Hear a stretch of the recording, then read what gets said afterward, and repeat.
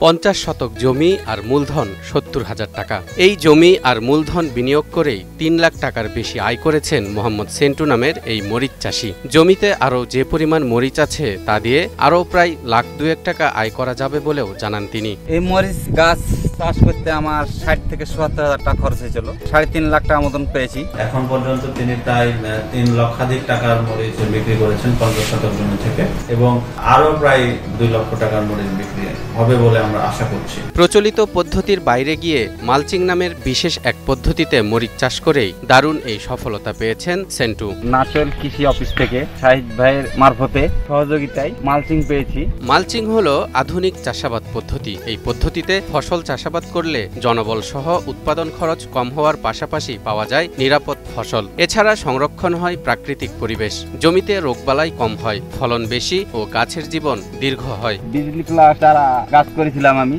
গাছ করার পর ধরেন তোমার 50 শতক জমিতে ভালো সফলতা পেয়েছি। আগে থেকেই উপজেলা কৃষি অফিসের পরামর্শ ও সহযোগিতা নিয়ে আসছেন সেন্টু। মরিচ চাষের আগে স্বল্প পরিসরে শুরু করেন সবজি সহ বিভিন্ন মশলা জাতীয় ফসলের চাষাবাদ। আর চলতি বছর মালচিং পদ্ধতিতে 50 শতক জমিতে বিজলি প্লাস মরিচ চাষ করেন তিনি, এবং এরই মধ্যে 3.5 লাখ টাকার মরিচ বিক্রিও করেছেন তিনি। মানুষ পরিশ্রম করলে যে সফল হতে পারে তার কিন্তু বাস্তব উদাহরণ আমাদের সেন্টু ভাই, তিনি এটি প্রমাণও করেছেন, এবং আমরা তার জমি বারবার পরিদর্শন করেছি, তাকে পরামর্শ দিয়েছি, এবং তিনি কিন্তু এই মরিচ চাষ করে সফল হয়েছেন। একমাত্র স্মার্ট সিটি বসুন্ধরা, আধুনিকতায় এক ধাপ এগিয়ে।